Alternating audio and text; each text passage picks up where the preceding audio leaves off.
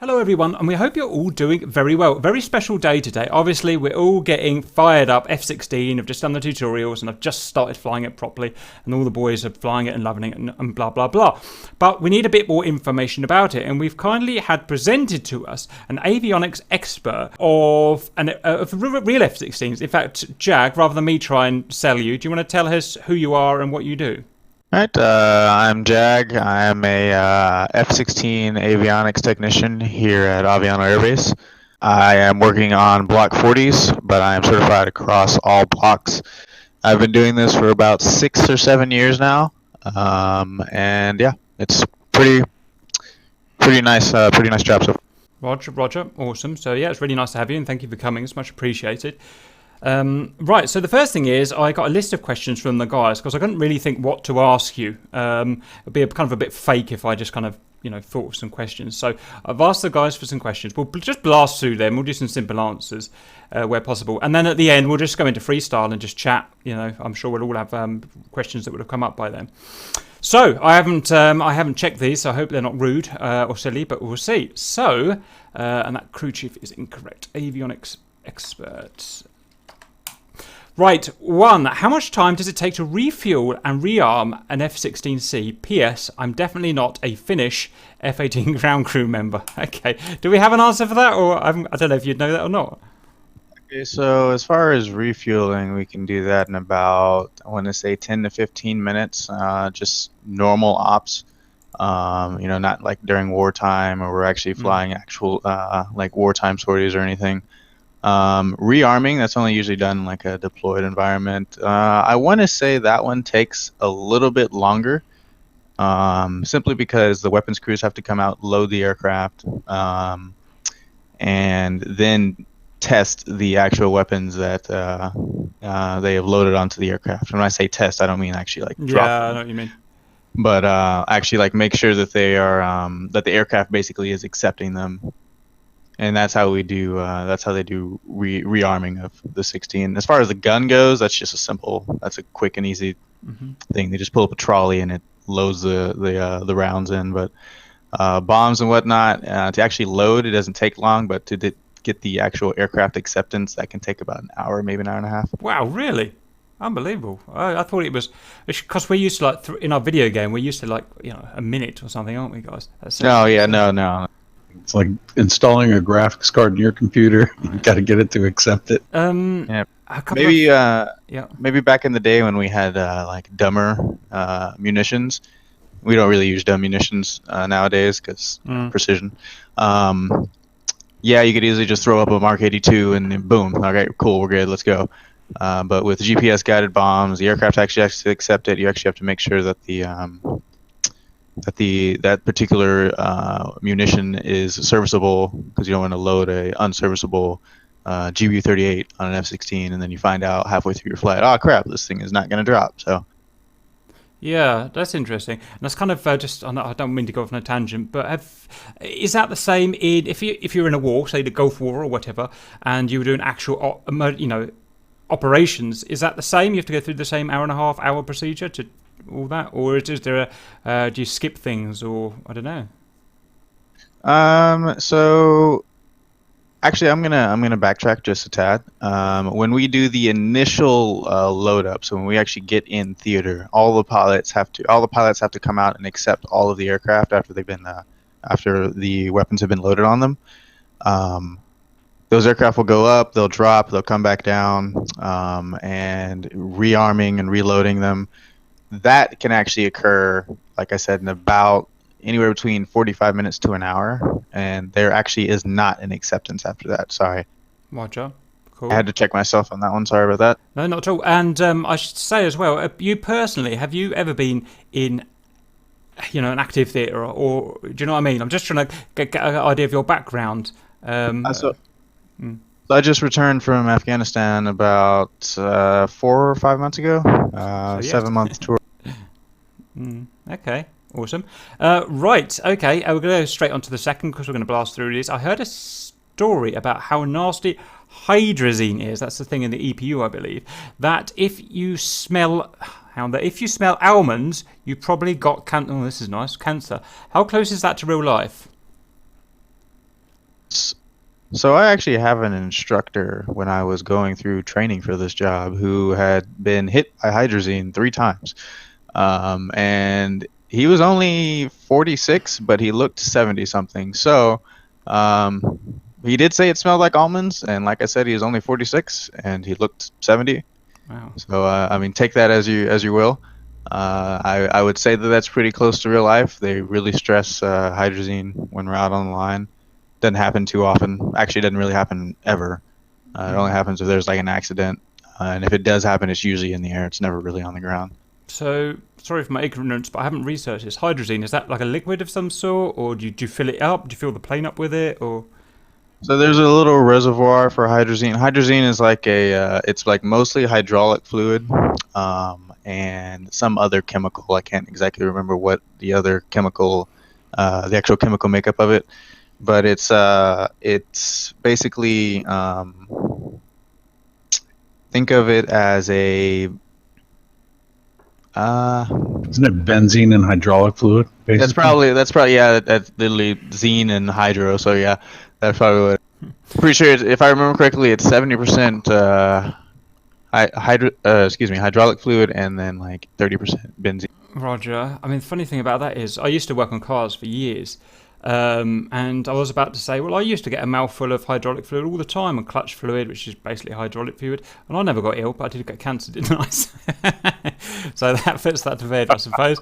Right, True. no more fucking mouthfuls of hydraulic fluid, please, Cap. Right, okay, understood. Right. Question 3. What do you clean the canopy with? When I went to an air show, they were always cleaning them. Sorry. Thank you. It is a mixture of like not isopropyl, I think that's how you pronounce that word, alcohol and water. That's all it is.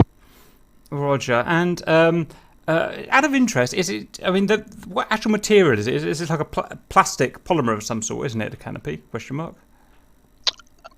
I believe, if I remember, I just saw this. I think 3 days ago. It's fiberglass or something. It's fiberglass. Because the interesting thing of that is, I've got on the rear window on my car is Perspex instead of glass. I had it replaced for Perspex. The reason is the metal bit rusts, and I had to replace it with fiberglass and Perspex. And it scratches so badly. You touch it with Perspex with anything, it scratches, and you just can't see out of it anymore. I was just wondering if you get scratches in the canopies and you have those kind of problems with, and you can't remove it. You know when you're in DCS and you'll be flying and you look kind of towards where the sun is in your cockpit and you can kind of see those micro scratches type deal. That's pretty much what it is. That's the extent of the scratches. It doesn't get to the point where like, oh god, I cannot see out of this thing at all.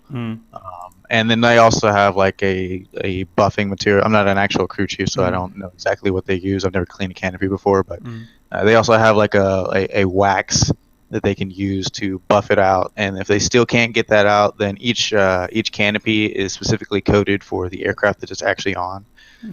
It'll have the tail number that matches actually on the canopy, and they can take the canopy off and send it back to a back shop maintenance area that actually their whole purpose is to clean canopies. So they usually do that when we have to remove the seat for an inspection or something.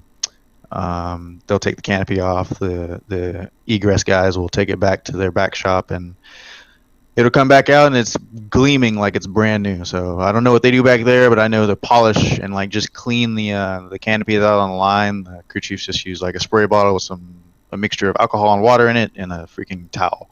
Yeah, fair enough. Oh, okay then. Well, I'll have to speak to your crew chief at some point because I need to fix my bloody Perspex thing. But what's up, JD? It is laminated polycarbonate acrylic, and it is coated with an anti-radiation coating. Roger. So that's not too far away from same Perspex. stuff as a motorcycle helmet visor. Yeah, it's all the same thing we're talking about, basically. It's all, Okay, guys. Very cool. Right, so let's pass on. How big is a crew for an F-16, and does it stick to one specific aircraft, or do they maintain several aircraft? I'm presuming one specific air. I'm guessing it means one F-16 or different F-16s. So I read this question earlier. The way that I'm looking at it is crew isn't a crew chief. You have a dedicated crew chief, an assistant and an assistant crew chief. So basically two. The dedicated crew chief is dedicated to that specific aircraft, but they go work on other aircraft as well. But that is their specific aircraft. There's no actual person, there's no avionics person assigned to a specific aircraft. There's no weapons person assigned to a specific aircraft. All the specialists, which is what I am. So the environmental and electricians, the engine specialists, and the avionics specialists. We just go out and work on pretty much the entire fleet. Crew chiefs are they'll stick to one specific aircraft generally. That's why they're dedicated to that aircraft. So to answer that question, I guess it would be two. Mm-hmm. And obvious follow-up, but I should ask it anyway. You guys only work on one particular type of aircraft, don't you? Here at Aviano, yes. If you're at a base such as Nellis, they have Block 30s, Block 20s, Block 50s, and Block. Gotcha. Okay, interesting. So that one kind of sucks because you can end up working on digital flickus on one jet, and then an hour later you're working on analog flickus because Block 30s have a completely different flight control system than Block 40s and 50s. And yeah, it can kind of confuse. It can be really confusing, and it just kind of breeds in my own experience, it's kind of gotten me in a little bit of trouble because I'll be looking for something on a Block 30 that is only on a Block 40, and I'll screw something up on accident. But stuff happens. Interesting. Because only basically a year and a half ago, when the F-18 came out in DCS, did I realise there was such thing as, if you like, SubSub Variants. So, for instance, you get the F-16C, and I assumed in the world all F-16Cs were identical, apart from a paint job.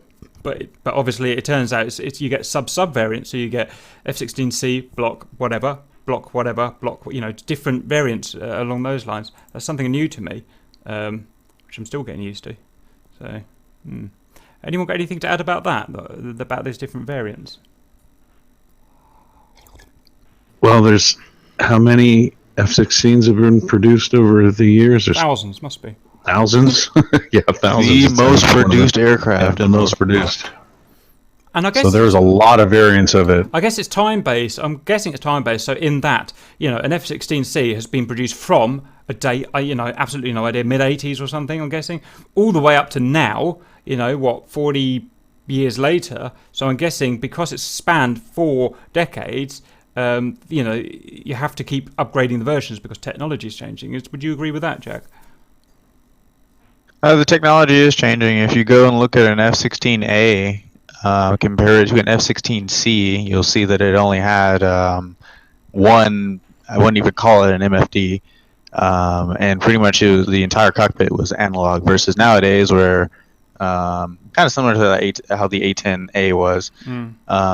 Nowadays, everything is glass cockpit, and it's continuously being upgraded. The U.S. has stopped buying F-16s, but if you go look at the Block 70 that they're selling to Bahrain or I forget what the other country is, but Israel's got some too. Yep, there we go. The F-16Is, they have their MFDs are almost twice the size of ours. They have a center display unit, and it's amazing actually. And the F for the UAE. Well, Joe, it's all going that way, I suppose, nowadays, isn't it? Right. Okay, guys, let's push on. How long does it take to change a... Hang on, sorry. Yeah, how long does it take to change a tyre if you blow one on landing? And how do they lift the jet? So regarding how they lift the jet, there's just a little small jack. It's kind of similar to how you would jack like one side of your car. And changing the tire, I've never actually timed the crew chiefs on doing that, but I'd like to say they do it in about 20 or 30 minutes. It doesn't really take that long. Pilots don't typically blow their tires on landing because they know that the crew chiefs and pretty much the crew chiefs are going to be pissed off at them. It does happen from time to time. We'll have a new pilot that comes down and he just lands a little too hard. Like I remember when we were getting tagged out by the guard so that we could actually come home from Afghanistan. Every single one of their pilots, it was really weird, bounced on landing. Every single one. I was just like, man, I feel really sorry for their guys because one of them actually did blow a tire, but it's not too common. Oh, Joe, I'm sorry. If you do, if you're ever at like say Luke or Nellis or something, and you see F-16s flying and they're doing low approaches and touch and goes and whatnot, you'll notice that they never actually touch the runway, and that is to prevent constantly having to change. Oh yeah, I have seen it before, and that was interesting. Oh God, I can start to see why all the serious people get so pissed off with Grim Reapers, because we blow our tyres all the time, we don't give a shit. But in real life, you know, you're going to get a bollocking, aren't you? You're going to cause people all this trouble and cost and stuff like that. Try puking in the cockpit. Lol. I love that. Right, okay. We'll swiftly move on then, guys. I'll try pooping in the cockpit. That's a nice one. I've heard of that one. Oh, But I was told if I threw up, I cleaned it up. nice. Not like a G-force factor. Pooping or throwing up? Or both? Pooping. Okay, so as far as pooping, our squadron, the fighter squadron commander, while we were deployed, he was starting up his jet. And the way this works is usually the pilot calls ops, which is the operations, and then ops relays whatever the pilot's saying if it's a maintenance issue to us. And then we go out and talk to said pilot. The commander decided to just shut down, which is completely like, we're like, what the heck's going on? Because usually if they're going to shut down, they call ops and ops calls us.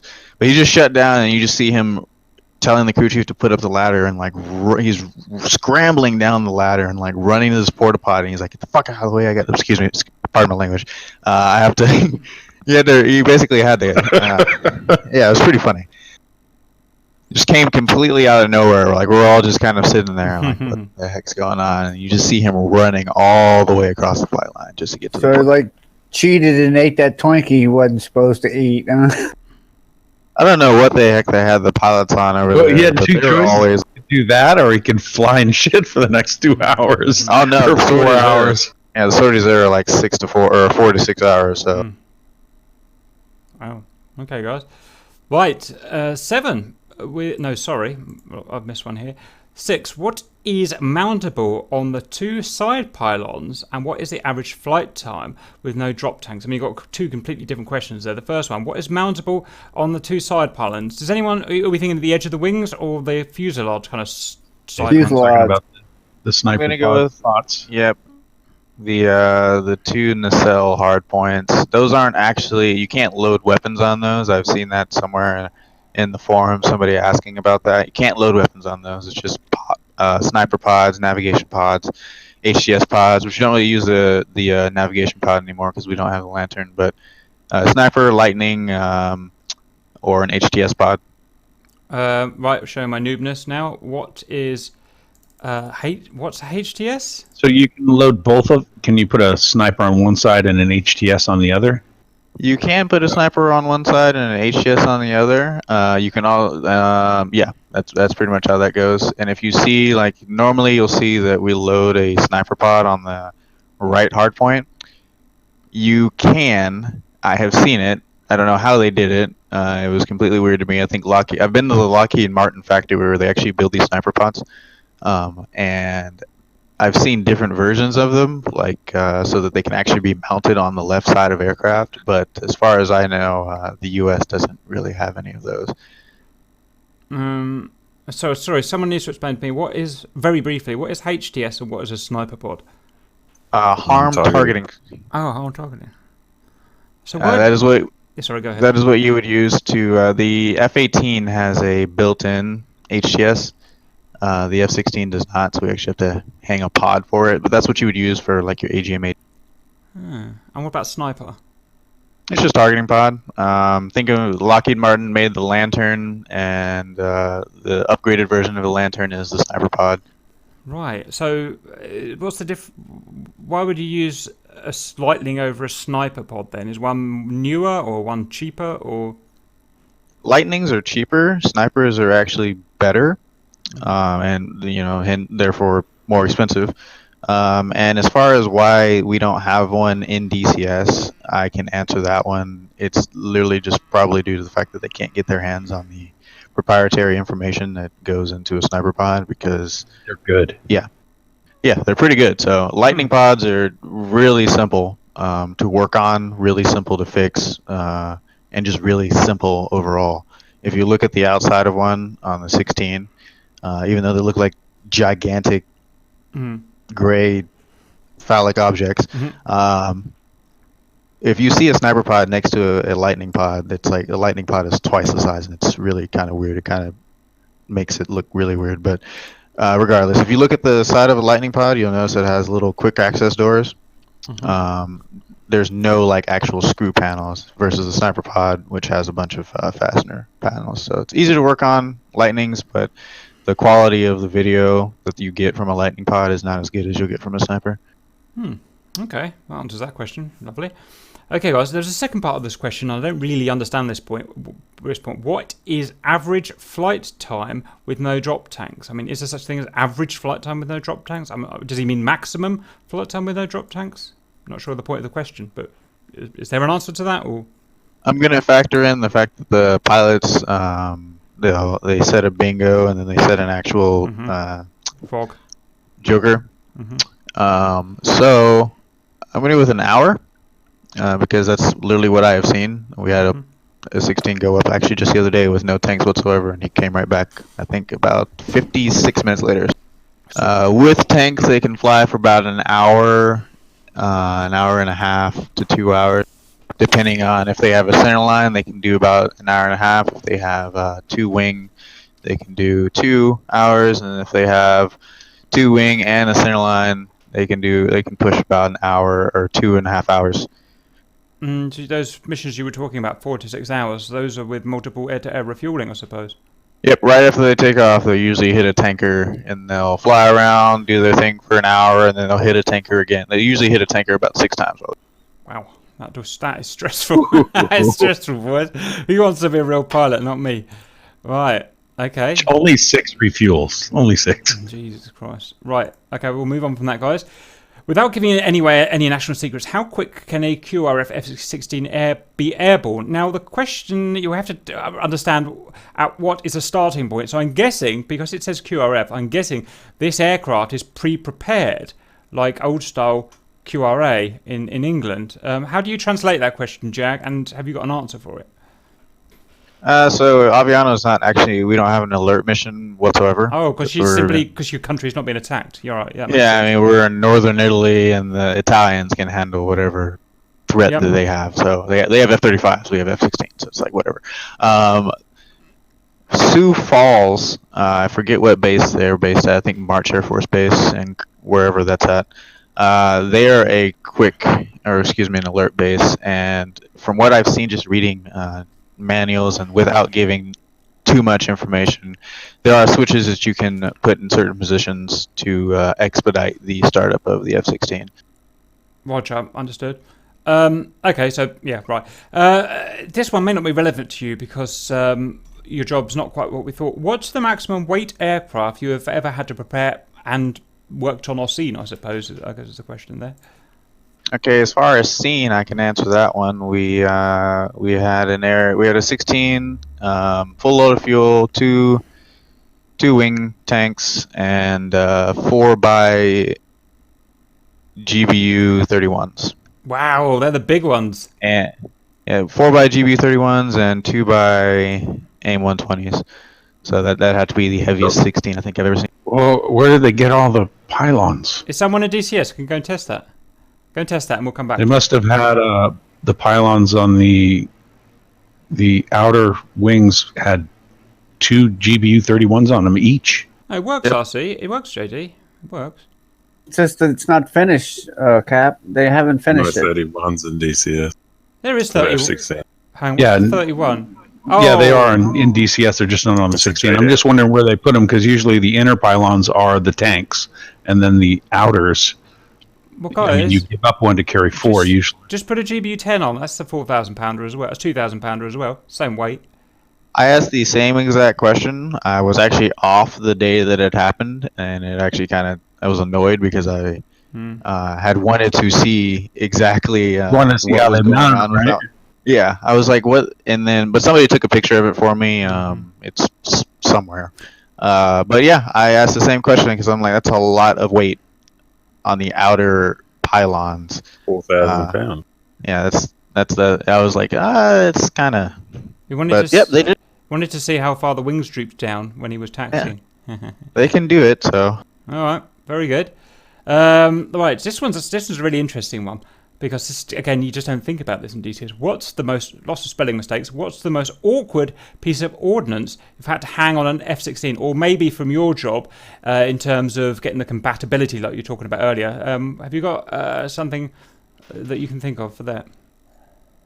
Ordnance-wise, I'm not a weapons person, so I don't know about that one. We do have a pylon, though, that adapts to. It's an adapter for the 131 pod, so that we can actually hang it on the F-16. Little GWiz information. There's 2 different pylons you can hang on the Centerline.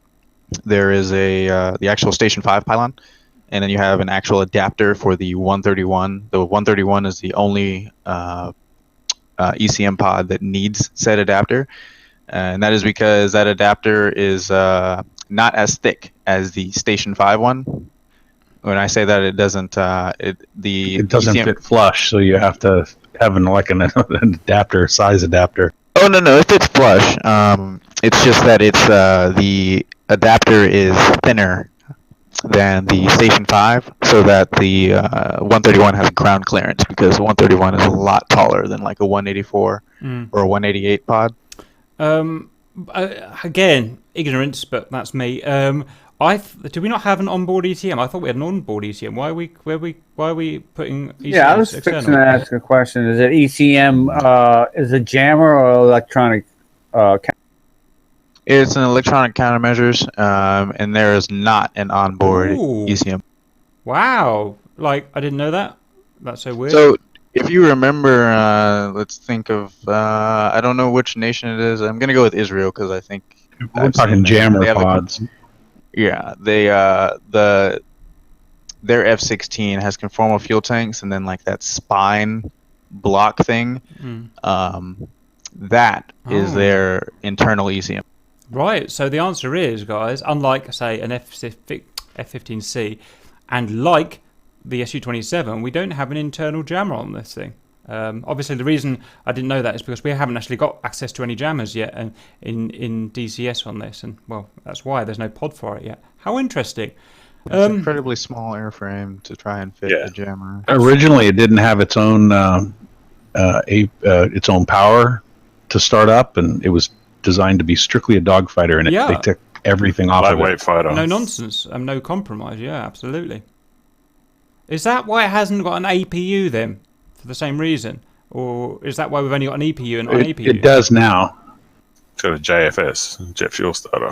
So you cannot you can't really run anything off of the JFS. We can motor the JFS, which only the crew chiefs ever do if they're trying to figure out what the heck's wrong with, or why the engine isn't starting.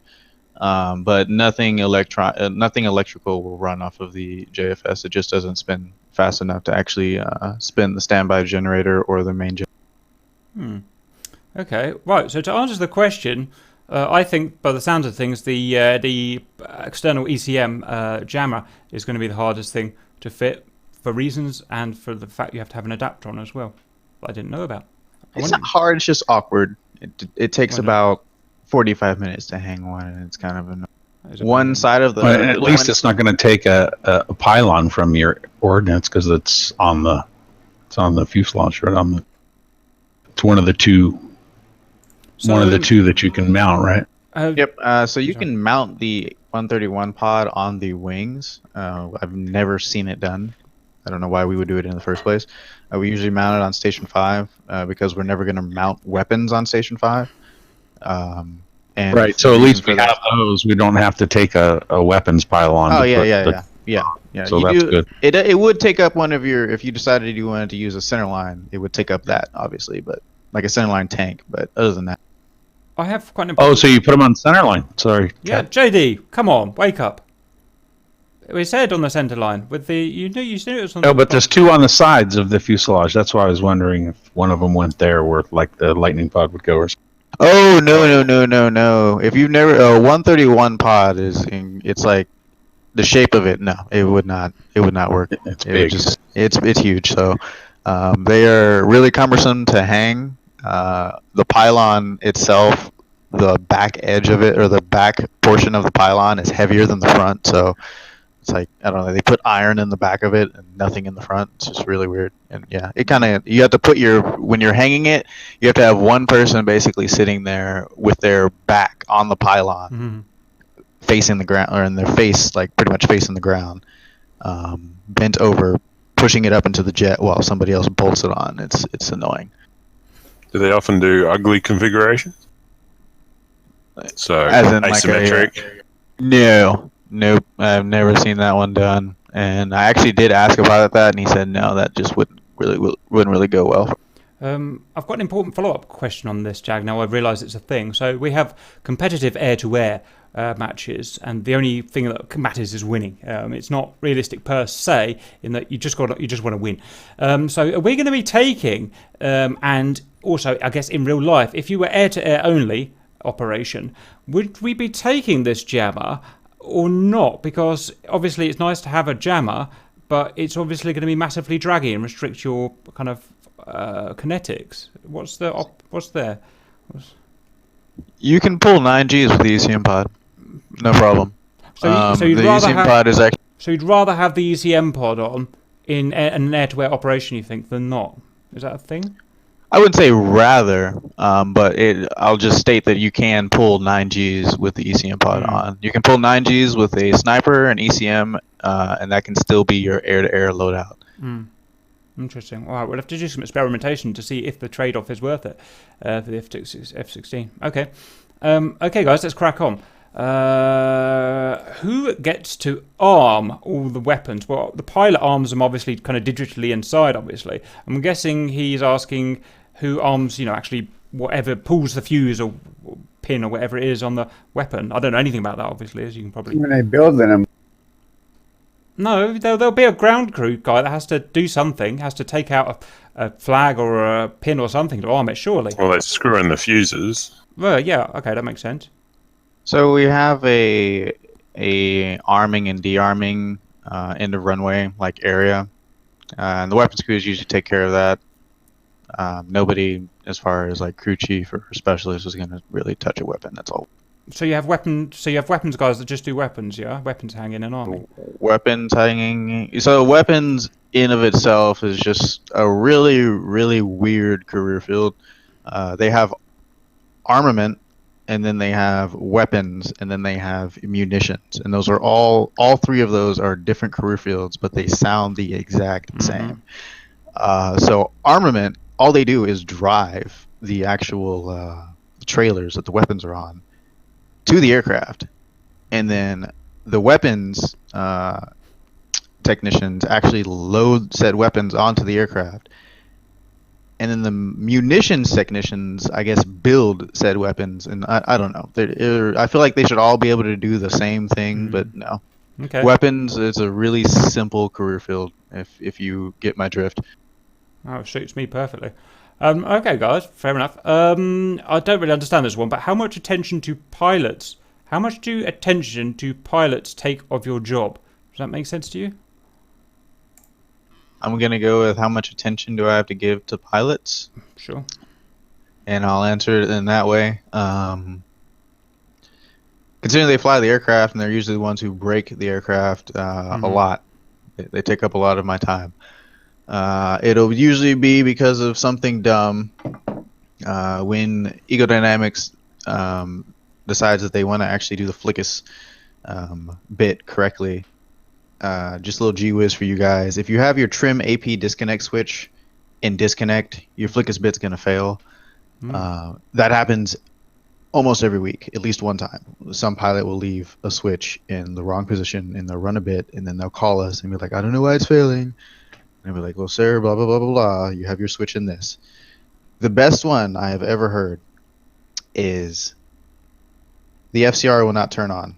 And I ask them, what position is the switch in? And they tell me the official position. OFF mode. Yes. What? No. No. I can't make this up. I cannot make this up. But, okay. So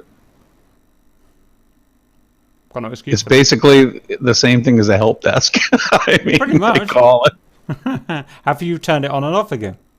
Half of my job is telling a pilot that he has the switch in the wrong position, or telling him, "Hey, sir, do me a favor, turn it off, wait a couple of seconds, and turn it back on." That is Avionics 101 usually. If you need to, if it Sounds didn't like work an the first IT time, guy. Mm-hmm. yep, turn it off, turn it back on. Is it good? Okay, see you later. Good answer, because he doesn't feel stupid when he doesn't have to tell you that it was off to begin with. Yep.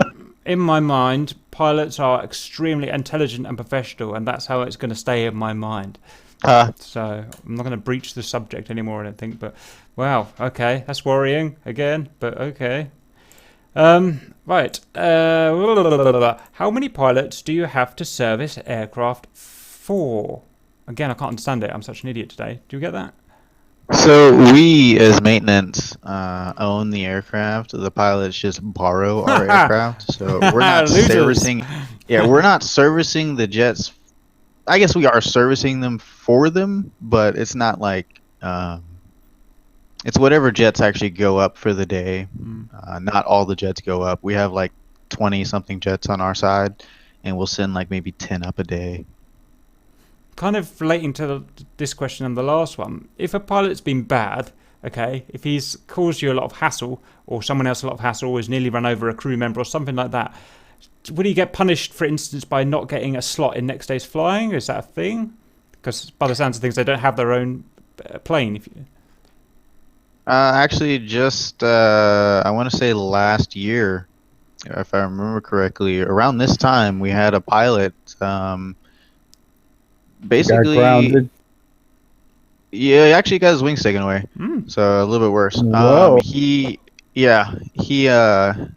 on 3 separate occasions he completely ignored the what the crew chief was directing him to do, which was to hold the brakes. You walk up in front of the aircraft and you make an X with your arms. And all he was trying to do was make his takeoff time. So he basically started a taxi with the crew chief still actually braked, holding him. And the third time that he did it, and this was when somebody finally reported it, there was actually somebody in the main wheel well when he started taxiing. Wow. Do you get no, I don't suppose you can really answer this. Do you get what kind of percentage of pilots that you definitely don't work with would you say are kind of like twats, or have a what's a better word? Have an attitude problem? Do you find that a lot of them have an attitude problem, or most of them are fine? Or I was gonna say 90%. I'll bring it back to 80%. Because a couple of them are. Say, none of them. They're all very professional and they're really smart gentlemen. No, I'm not gonna say that they're not smart. oh yeah, I did no. have. No, we're not saying that's there not are- smart, but there's a They're theory we're smart leaning ass. on at the moment is attitude problem. You know, being a dickhead. You know. Yes, that is definitely a thing, and that's one, their personality, and two, the fact that the Air Force kind of spoils pilots. That's exactly what we think, because we've got this thing. I'm not going to go into it because we'll get in trouble. We've got this thing with pilots, active pilots, fighter pilots making YouTube channels at the moment. We've got a big thing against it. Oh fuck it! I better not go into it. I'll only get bitch slapped by the community or Wagner. So, but it's an interesting thing to say. We better leave it there, guys. I'm going to get in trouble, aren't I? Right. How many pilots do you service? Do you have? Right. This is. Do you have a favourite plane to work on? I'm guessing that means a tail number. Have you given it a name? Oh, I would so give it a name. I'm gonna go with favorite as in least favorite, because it just continues to have Sure. problems to the point where we just had to actually change a wing on it. Yeah, I don't really have a favorite aircraft. They're all just gray pieces of metal to me with different numbers on them, except for our D model. We have one D model, so that one's nice because that means we get to go up with the pilot Cool. eventually. But that one breaks all the time. It usually happens when you have an F-16 that one already breaks, but then you just take all of the systems and copy them to a aft cockpit. So now more stuff breaks, and it's just annoying. And there's even less space to put stuff inside of a D model, so some of the components are in different places than they would be on a C model, and they're in harder to reach places than they would be on a C model. So, yeah, maybe my favorite plane would be the D model if it wasn't for that. I have a bit of a different view. Obviously, I'm a complete, idiot, as everyone knows. But I was reading a magazine the other day about a guy, a Dutch guy, pilot, experienced pilot, and he flew. He was the display pilot for Holland in F-104s.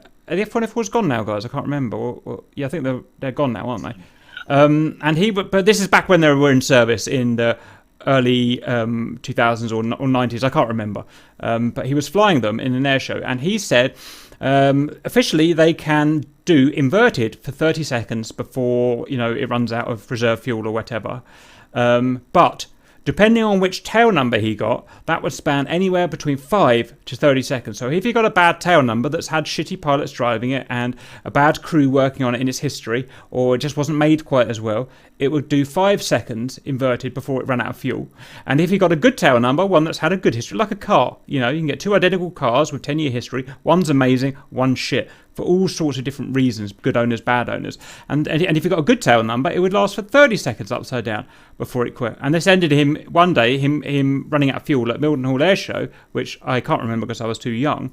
But he inverted and he ran out of fuel because he got his tail numbers wrong. He got a shit one when he thought it was a good one. Ran out of fuel and had to do a mid-air restart.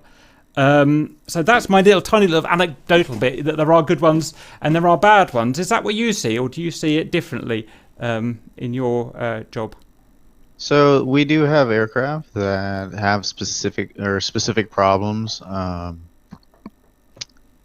like for that specific aircraft, and yeah, like I'll always know, hey, tail number 462 will always have a fuel problem, and I say that because that's the one that actually just had to have a wing change because we've had a fuel problem with it for over a year and we have not been able to figure it out, so we just changed the wing. Yeah, or 355 always has the engine vibrates a certain way, and pilots always come down and complain about the engine vibrating. Or this aircraft always has these MFLs because something somewhere in the hundreds of miles of wire of this aircraft is probably shorted to something, but we don't care enough because it's not really affecting anything. It's just giving off an MFL. So yeah, there are aircraft that are like that. Roger. Yeah. I guess at some point a plane, like a car, I guess, could just take a hit. It could take a bump in the parking lot or something, and it's just enough to put things out of whack, and then the problem will exacerbate over 20 years or something. It's just interesting. Okay, very good. Right, we should crack on. How easy would it be for a ground crew member to to fly the F-16 and land it? Go on. There you go. So if you have a crew chief, actually, I'll take this back. Every career field on this aircraft, as far as maintenance goes, with the exception of weapons, we can all get, so avionics, E&E, environmental and electrics, engines, and crew chiefs can all get certified to actually run the engine on the aircraft, so actually start the engine. We have a person who is avionics, my actual supervisor. He is certified to run the engine. I would say if he was into DCS as I was, or I am, and had a background flying, he would probably be able to do it. So to answer that question, yeah, it'd probably be. Now, taking off is one thing, landing is another. So yeah.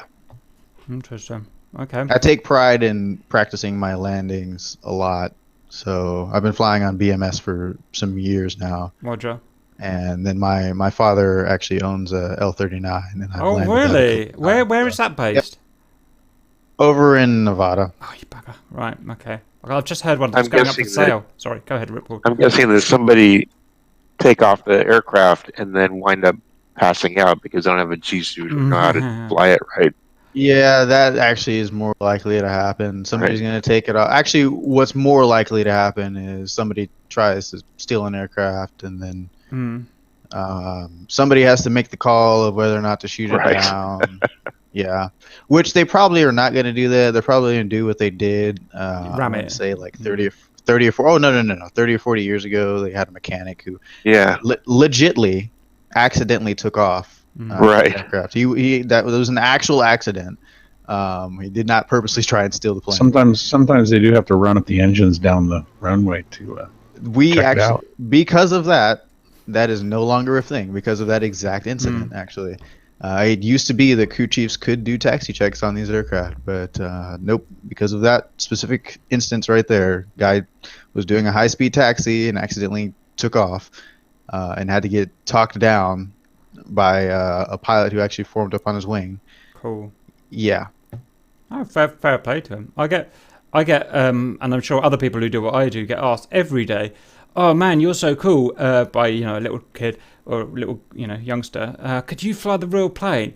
And I'd love to say yes, I could fly the real F-16 or vegan. The reality is you couldn't. The reality is that you get in and you wouldn't even be able to put your seatbelt on or whatever it's called. You wouldn't even be able to plug your O2 system. And even if you did get airborne, our skinny computer nerd necks would snap as soon as we tried to, you simply no. No one who flies DCS could fly any of these aircraft. Sorry. That's right. That was a Except that was the an pilots. Except for the That was an what I mean. RAF guy Now- that took off accident. However, You if fly there the was Huey. if there was any aircraft that you probably could, it would be probably the F-16. It's designed to start up and take off with minimal effort. So it has its own starting system. You don't need external power, so it could be done. I guess It But could you'd be probably done. die. You'd need a lot of coordination with everyone else who knew that you were going to try and do this because you have to pull the pins, you have to pull all sorts of stuff. Well, really, it's really just the pins. You have to find somebody who'll take down the ladder for you because you can't actually throw the ladder off from the cockpit. Yeah, exactly. It was all that So- all that kind of stuff that I'm getting to that we don't do in DCS and we don't want in DCS. But I'm just saying. Anyway, guys, let's move on. It's a bit of a silly question anyway. I don't know why we're doing it, but it's just funny. Let's crack on, guys. I figure we'll get to 16 or 17. We'll have a little break if Jag's got enough time. What's the funniest item a pilot has left in the cockpit after a flight? That's my kind of question. Send. So does anyone know what a piddle pack is? Yay! Yep, that's Oh, that's no. usually what was left. As far as funny, now it's funny when it's intact. It's not funny when it busted, and Oh fuck. yeah, it's all over the cockpit. That's when it's not. That's a good answer. I'm going to try and beat that. I used to, Make the pilot clean it. I used to do cars, and I used to have to strip cars out for reasons. And best car I got was a bodybuilding drug dealer's car. Okay, I didn't know that's who it was. That's who I formed my opinion on afterwards. And I found in the back a whole bottle of steroids, that you take for muscle arms and stuff like that. Under the seat, should I say this? Yeah, I can say it a bit. Under the seat, and was safely disposed of, I found a bag of Class A drugs and another bag of, I won't say how much, but some cash. So yeah, that's my little story. Sorry, I just thought I'd interject there. Right, can you fit another person in the cockpit and fly? Obviously no. Asking because it has been used as a plot device in several books I've read and GR missions it's been read. Answer that question, Jag, and I'm sure it's going to be no. If you were an irresponsible adult and tried to fit a small child, yes. But as another full-grown human being, the reason I said no is I've just watched one of you guys, I can't remember who, linked to me you get the displays that display pilots do, and it had I can't remember what they're called, the little cameras inside the cockpit, and you could see that pilot was fitted to that cockpit. He couldn't move at all. It's so small, this cockpit. In DCS, it looks quite big. All of them look big and spacious. Reality, they are like, you've got no room to move. So you're not getting, you've literally the guy's legs couldn't go into the leg well because they wouldn't fit. And stuff. I got a quick avionics question, Cap. Or make it quick. How fast are the electronics? I mean, like, we all use computers every day and we see how fast it clicks when you click a screen or whatever, but I mean, do you know what I'm saying? Or the MFDs and the computer refresh system, rate. can you really tell? Like the refresh. Oh, like as far as can you kind of like tell that like in the F-14 where the HUD kind of looks like it's refreshing Right, it super kind of slow. flickers. Yeah. Yeah, What's it's the not. There's response nothing. time on those? Yeah, not even noticeable at all. It's like super freaking fast. Wow. You hit a button on the Cool. MFD, and if the system is actually working the way it's supposed to, you hit a OSB on one of the MFDs, and you'll jump right to the page you Just need to go immediate. to. Yeah, That's pretty cool. much. It did now. Starting up some of the systems, like the targeting pod, that usually takes about 12 minutes. But once it's up and running, it's good to go. Mm. Okay, interesting. We might have some more questions on that line at the end, but anyway, we'll carry on. Have you ever serviced another nation's F-16? If so, were there any significant differences in safety protocols? So I'm guessing, in this case, Italian. I don't know why you would, but... So the Italians actually, as far as I know, don't have F-16s at all. Oh. They have their little Tornadoes that they just retired, and Eurofighters and whatnot. Oh, beautiful. Yep. And now they have F-35s. I have never serviced another nation's F-16 before. I have seen it done, and I can tell you that their safety protocols are a lot different than ours. For one, they actually we're not supposed to go forward of the intake lights, and I have seen them basically stand like right at the intake. So, or if it's Ukrainian, Whoa. there are just no regulations at all. You can just do whatever you want. Oh, They just walk around with bottles in their hands. Yeah, the Ukrainians, they're allowed to come and do our air shows at Riot, but they get massive safety restrictions they have to do, whereas no one else has to do those safety restrictions because they have a bit of a bad record. Love you, Ukrainians. Anyway, let's carry on. Is that why the F-15's stabilizer is shredded? No one knows why. Do you know about? No, Yeah. no, he's in Italy. He won't know. Anyway, we'll probably go over that later. Anyway, guys. what's the 16 from Shaw that had a shredded stabilizer? It was in a place called Riot in England. Our big Oh, yeah, air I show. was- And Yep, I was just there. Oh, really? Right. Okay. Well, in the summer, us guys in this room were all there. Basically, we met there, and one of the F-16s that went up, I can't remember which one, shredded one of its rear right stabilizer, and no one knows why it happened. But have you got any thoughts on that? Just delamination, because they're laminated, not like laminated in the way that you would think laminated, but I don't really know how to explain the lamination. But it's just the way that the horizontal stabs and pretty much most of the surfaces on the 16 are coated. The coating came off, caused some structural failure. Nothing like super serious. I was actually, because it's from Shaw, I was actually right over in the little like maintenance area with those guys while I was over at Riot. But yeah, nothing as serious. You just take off the stab, and sometimes they just kind of fail.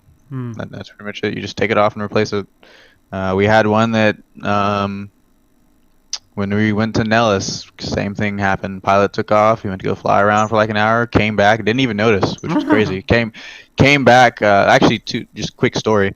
On two separate occasions, that happened. The delamination of the horizontal stab, and then on another occasion, pilot dropped a bomb. The bomb armed too soon and detonated about 200 feet below him. God. Shrapnel blew a hole in the panel where the main generator is, which then shredded the main generator and all the wires leading to said main generator, which took the main gen offline. Have no idea how he did not notice that he had a hole in the side of his aircraft and that his main gen was on for the rest of his sortie. But he came back code 1, and we're going through and everything and inspecting the aircraft, and we're like, what the crap is this? Like, there's a giant hole in the side of this thing. Interesting. It's like fly by wire. How did he make it back? Yeah. I mean, so there's four independent branches for the flight controls. You can lose 2 before you seriously have a problem. At 2, you're pretty much at get home capability. If you have 3, you're okay. But at 2, you're at get home capability. That's a dual flick as fail, and yeah. You lose one more after that, or you lose 3. You might as well just punch. Roger. That's interesting. Might come on to that in a bit. Okay, I figured it's been an hour, guys, and I don't want to wear people out. Do you fancy a quick coffee break? How long have you got, generally speaking, Jag, today?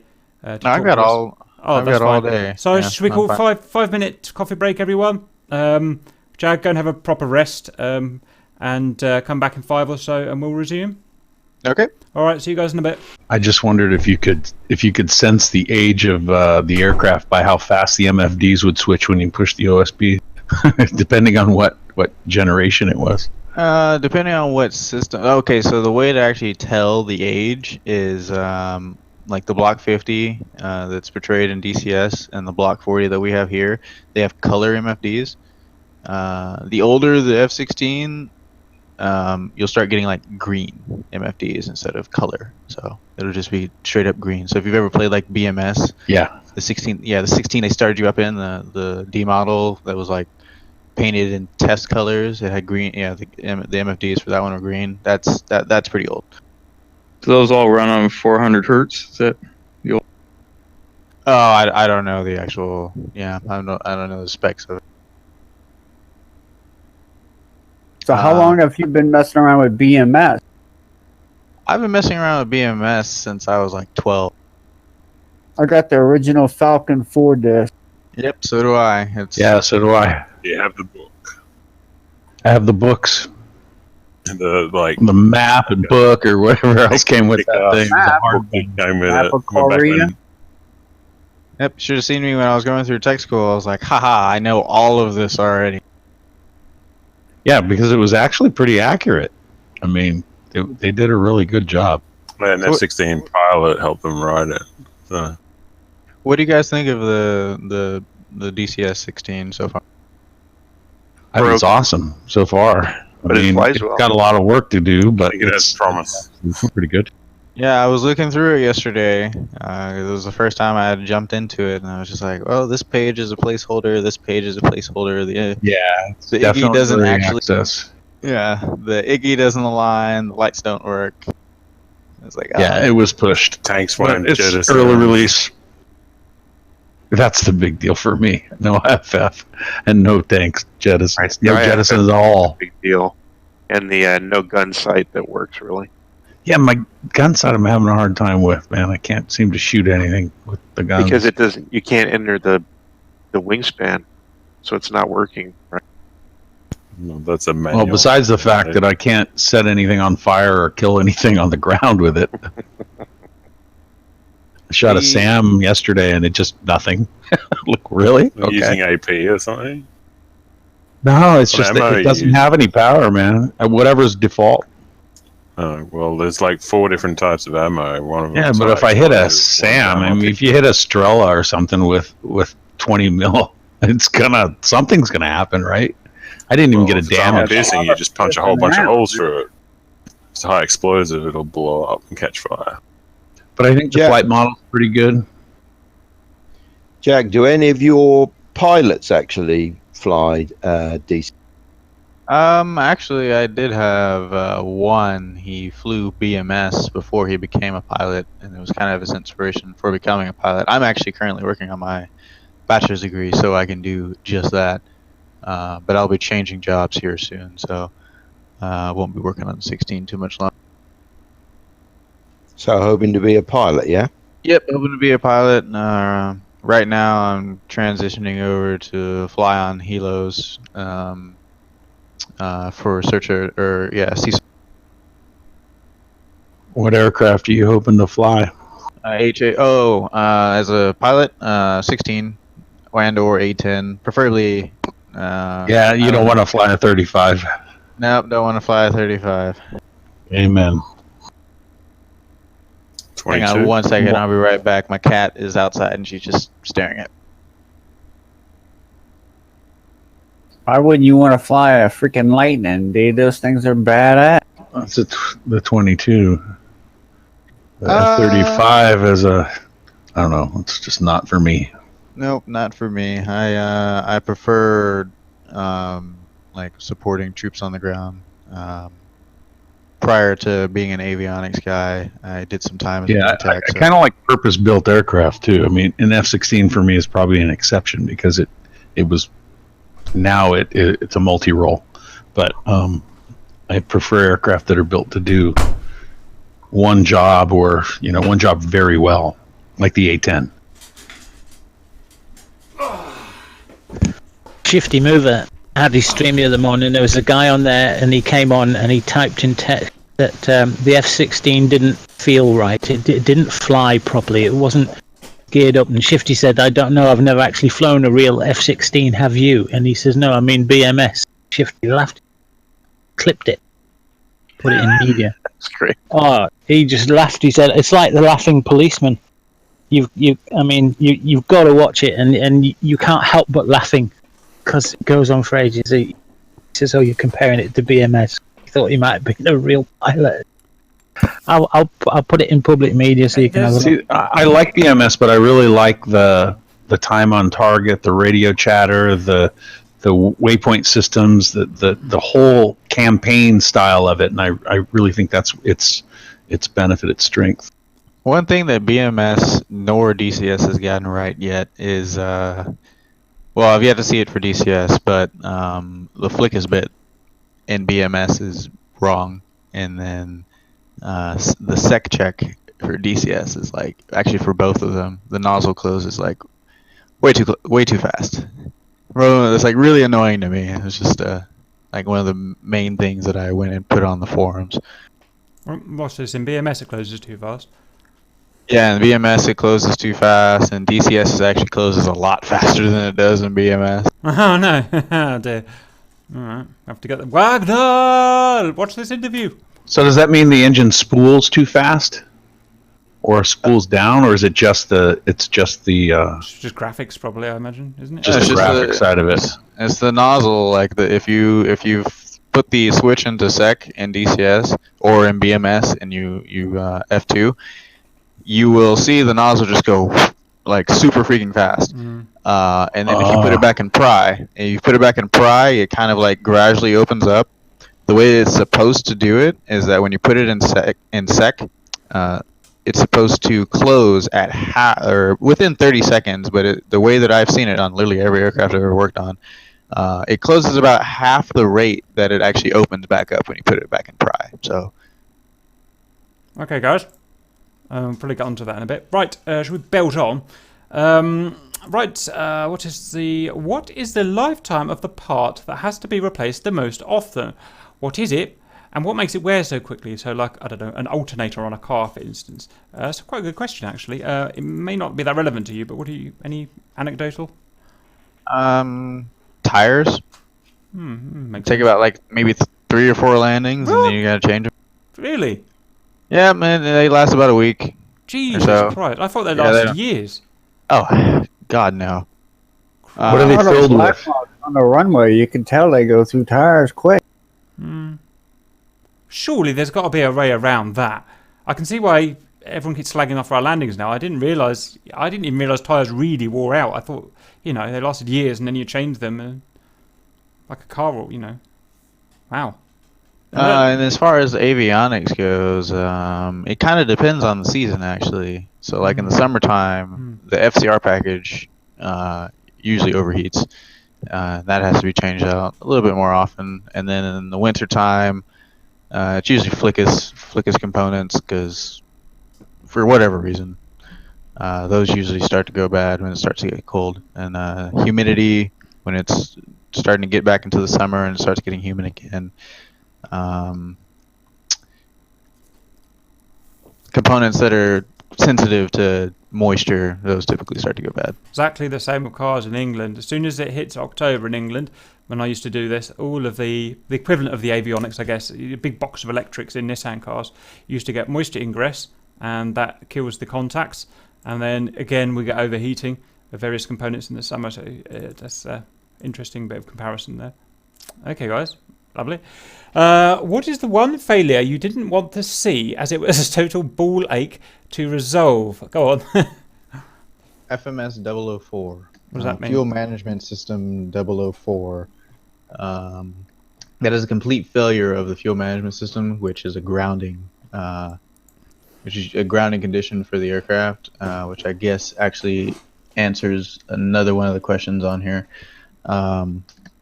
Yeah, that one was why we had to change a wing on an aircraft, actually. So what did it actually, was it electrical, was it hydraulic, what was it? It's an electrical. Right. And when you say grounding, you mean like headed to the junkyard? No. We Can't take off till it's fixed. Yeah, pretty much. Can't take off till it's fixed. So basically what was happening was we'd get an FMS004, we'd go to the very first part that, it could be generated in, we'd swap that part, and then it would fly, and we'd be like, yeah, it's good, yeah. And then like right as the pilot was getting ready to land, every single time, right as he was getting ready to land, it would pop up again, and he would go from code 1 to code 3. And we're just like, all right, well, here we go again. And that lasted for about a year, and then we finally got back from Bagram, and we just sent it down the road to the fuel shop, and they swapped the wing because that's where all their fuel harnesses are, and da-da-dee-da-da-doo, and it's good now. So that's interesting. So, or rather, that's yet to be determined because it has not flown yet. Right. So gremlins, again, just like cars, you get electrical gremlins in there. And the only way, it's impossible to fix it per se, so you just have to replace the whole contingent of parts where the possible error may be. And I actually have one in a Honda 2000 Accord. No, I've had a wiring issue. I've had more than I can possibly bear thinking about. And anyway, we won't go down that road, but yeah, it's just interesting to see. Very good. How broken does an aircraft need to be for it to be grounded, i.e. no failures allowed? Certain systems are okay, or depending on the situation, wartime. That's a good point. What are the thresholds, the damage thresholds? Yeah. So we have 3 landing codes primarily that we use. There's actually like 5, but we only use 3. Code 1 is everything's good. Code 2 is hey, there's a system kind of screwed up. You guys should take a look at it, but the aircraft can still fly. Code 3 is it's an X in the forms for the aircraft, and an X just means the aircraft is grounded until said X has been signed off and the problem has been corrected. It does depend on where we are. So when we were in Bagram, our targeting pods, if they screwed up in any way whatsoever, the pilots would come back code 3. But the fun thing about a targeting pod is you can just take it off of the jet and put another one up, and then boom, the jet's fine. Also, radios downrange in during like wartime and whatnot. If those don't work, that's usually a code 3 condition. Mainly SATCOM, not really anything else, but mainly SATCOM. Flight controls, uncommanded flight maneuvers. That is an automatic grounding condition. Complete power loss or partial power loss during flight. That's a automatic grounding condition. Inadvertent weapons or munitions release. So that includes anything from anything on the pylons to chaff and flare as well. That actually just happened a couple of weeks ago, and I ended up fixing that one myself. Pilot took off, and within like 5 minutes of taking off, he jettisoned all his flares without actually commanding all of his flares to be jettisoned. They just kind of popped all off. So. Fun story, just real quick. We had a jet actually take off while we were in Bagram, and the moment that weight was weight off wheels, one of the bombs just separated. Good Lord. Continued on down the runway. Didn't detonate or anything because it wasn't armed, but yeah, just popped right off and kept on going. Pilot pulled up and we're like, well. Yeah, so that was grounded. So it does depend. Or a good thing it didn't go off, huh? Yeah, and then we would have had to shut. There's 2 runways at Bagram now, so I mean it's all right, but not all right, Okay, that was interesting. It does depend. Next question. You probably don't have an answer to this, and there probably isn't even an answer. But how complex is the F-16 to service compared to other jets similar? So is there a way to compare them anecdotally or? So I actually work with a guy who used to work on F-15s. I work with another guy who used to work on A-10s and also U-2s. And he says that by far the F-16 is the worst jet he has ever worked on. Oh, no. Why? The worst, or I'm sorry, the F-16 is not maintainer friendly in any way whatsoever. Can I just hazard a guess before you say anything? Can I hazard a guess? It's because it's so small and cramped. Something to do with that. I knew it because it's exactly the same with cars. But sorry, carry on. So the A10, with literally being almost twice the size, or 1.5 times the size of an F-16, everything that you can, well, 90% of the things from what I've heard on the A10 are incredibly easy to change out. The wonderful thing is that if a pilot actually has a problem in the A10, you can climb up the ladder into the cockpit with him and show him how a system works and resolve the issue. Versus on the F-16, also there's no way for him to actually BS you into like, oh yeah, that switch was in that position when it really wasn't. Versus in the F-16, I have to pretty much take the pilot's word for it when I'm talking to him on the ground. It's really cramped. Nothing is really in a convenient place except for like a few parts, like the FCR package, the flight control computer, there's a few parts in the nose, like those parts are in like the frontal area of the aircraft. Those parts are in a pretty nice area, but the gyros, nope, they're in the worst possible place. We have to route cables for like RWR, and those are in the worst possible place, and it just sucks.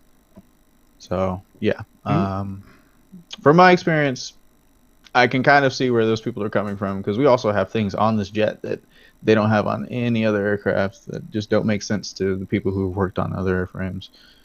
And they say this is the most complex aircraft and worst aircraft they've ever worked on. I don't have anything to really go off of, but yeah.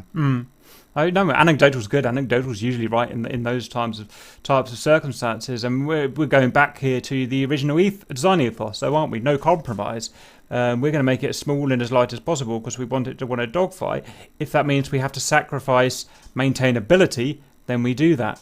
Well, there wasn't any room for that stuff to begin with. They didn't. It wasn't there, so they were like, "Let's build this," and yeah, we'll build it like this, and it fits really well. Everything is really nice, and then they said, "But let's make it a multi-role. Let's add this. Let's add this. Let's add this." And this is 40 years of let's add this. And you say that, and then you go look at all the stuff that has been added in like the last 40 years, and you're like, how in the crap did they put that in there, and why did they decide to put it right here? There are sections of the aircraft. Actually, there's a port and tail.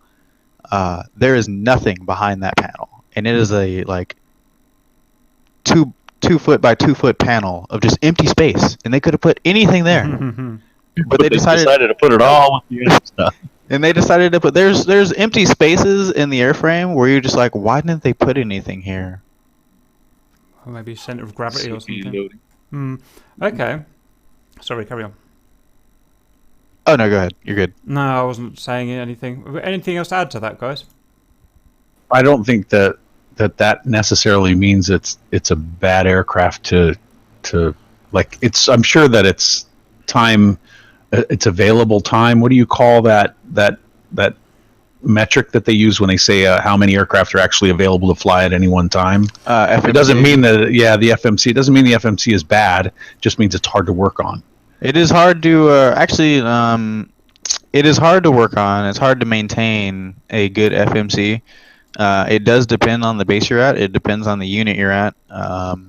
It depends on what block you're on as well. From what people say, analog flickus, which is what those Block 30s have, is a lot harder to work on than digital flickus. So yeah, it kind of just depends. Like my unit actually has the highest FMC rate currently in the Air Force, so I think we're doing pretty well. We don't actually we break just as often. We just fix a lot faster. So. Okay, very good. Right, sorry, I forgot where we got to here. That was interesting, actually. Yeah. What's the main risk while working near the jet engine intake because of its low height above the ground? This is interesting. For both, from the terms of view of the jet and humans. So if you're thinking in terms of like foreign object debris going into the inlet, that is a risk.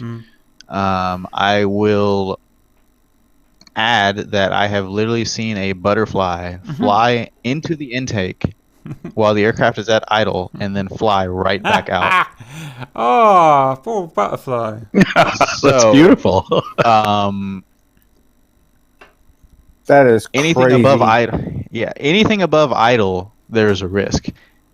Idle, even though at idle the engine produces enough thrust to actually push it forward without going above idle, just take your feet off the brakes and it'll roll forward. There's not there's not enough suction. Now I know why I had to map the parking brake on the hot starts. Yeah, I just don't. I don't see why there's so much of a need for some of the stuff that we do. But I don't make those decisions, and it's above my pay grade. So, yeah, when it goes above idle, there's definitely a very there's a very high risk of being ingested. That would be the main risk. And you're not even allowed to walk up there past the lights. Nope, not allowed to go past the intake lights. Anything forward of that, and you're pretty much you're risking a quality assurance fail for safety. Even when we run the engine, we have to put a screen over the intake, and that screen is not for FOD; it's for humans and the occasional rabbit. This must literally be the worst plane in the world for FOD, having the biggest intake down so low. I can't think of anything worse. You say that, but it's not actually. It's up pretty high, isn't it? It's pretty high, and I have also seen, like I said, a butterfly fly into the intake at idle. Well, and fly right back out. That will please those Greenpeace son of a bitches then. You see, it's environmentally friendly. Right. Okay, very good, very good. Oh god, I don't know how you're going to answer this, but how fast can you change a critical component like a canopy, or maybe something more in your realm? Yes. I don't know how to answer that question, so what do you think? We'll go with a critical component like the flight control computer. We can pop open the door. I say pop it open, I mean unscrew like 12 fasteners, and disconnect about 12 cannon plugs, and pull it right out, and throw another one right back in. And of course, you have to ops check it and everything. So you just tell the pilot, "Hey, start up. Does it pass the bit? You got any MFLs? No? Cool. Okay, you're good." We can usually do that in about 15 minutes. Well, Does maybe. technology make that easier? I mean, in the older jets, would that take? I'm not sure. I don't know. I don't know if technology really has a factor in it. I think it's more of the design. Yeah. I feel if we had a quick release fasteners on that particular door, it would actually be a lot faster versus having to undo like 12 to 15 screws. Cost versus convenience at the end of the day, I guess. Yep, pretty much. Everything on these planes is down.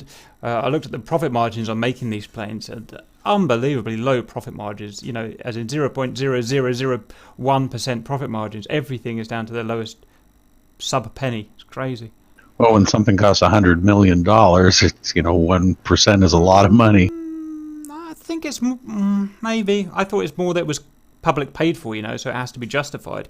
So you can't make it like a Mercedes or a Bentley. You can't, have those massive margins. Anyway, sorry, we'll probably come into this. They make their money back on parts. Don't worry. Yeah, Roger, or whatever. Anyway, so fine. Again, anecdotally, it's basically the same as the car. You want to change an ECU equivalent thing. It's take off a bit of trim, undo about 3 or 4 plugs, put the other one in, bolt it in, put the trim back on. Probably about the same as an F-16, which is kind of weird, but cool. Yeah, Only with the F-16, you have to move about 5 other parts first. It depends. A lot of the parts are like flight control computer. A good number of the parts in the FCR package, they're pretty much right there. You open the door and you just swap them out. The IGI, it's like right there. So you just swap them out. Some other parts, we'll just shut the pilot down and tell him to go to another jet if it's going to take longer than 15 minutes. Canopy, yeah, those types of things that can take like up to a day or two, because you have to have the canopy removed. Egress has to come out with their little crane and lift the canopy off, and then take it back to their shop, and then you actually have to have a replacement canopy already on station. And then that replacement canopy has to be fitted to the rails, and it's all sorts. Yeah, it just takes a while. So the canopy actually bends, not like a lot, but it does bend, so they can be screwed in and fitted to the rails. Oh, really? It's interesting. Okay. Right. Sorry. Where do we get to? Critical components. How long does it take to train as a ground crew member? And you're gonna have to make some generalizations here, but what do you think? For avionics, it is about 9 months, if I remember correctly. Yeah, about 9 months to actually do your training at Shepherd Air Force Base in Texas, and then from there you're just shipped off to wherever base you're going to go to, and you get some on-the-job training. So all in all, to get all the way up to where I've currently been, it took about 2 years. Or excuse me, I currently am. It took about 2 years. My job. Cool. Awesome. How many different ground crew roles are there? So we have the specialists, which consist of engines, environmental, and electricians. Those are 2 separate people. Now, are those guys always Air Force, or are they contract? It depends on what base you're at. Here at Aviano, everyone is Air. So yeah, engines, environmental electricians, or E&E for short. The avionics technicians, like myself. Excuse me. You have crew chiefs, weapons. Actually, yeah, that's about it. Roger. I don't understand this one. Maybe you do. How often do you hear IFEs involving the 16 at your station? What does that mean? So in-flight emergencies involving the 16 at our station, that is kind of rare, actually. Depending on what you would consider rare, the last time I heard an IFE was when I was in Bagram. So not too often, because they'll usually just land. It's usually a ground emergency, like I have hot brakes, or something has gone wrong, or blah blah blah blah blah. And if it is an IFE, it's more of not an IFE. It's more like a code 3 situation, like a brownout, which is not a full power loss but a partial power loss, or a complete blackout, which actually in that case it would be an IFE, but we haven't had any of those. Okay. 27. There was a joke in the heavies/bombers world that says, "I know it's broke because it's flying. Are fighters the same way?" What does actually? Do anyone know what that means? I'm confused.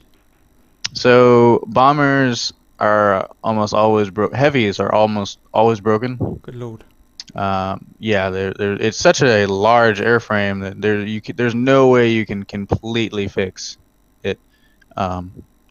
You can fix it enough that it's flying, but other than that, yeah. Fighters, not so much.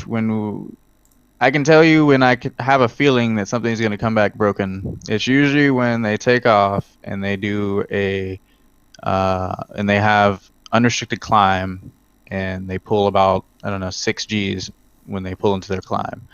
That's usually when I feel like, okay, that guy's going to come back broken.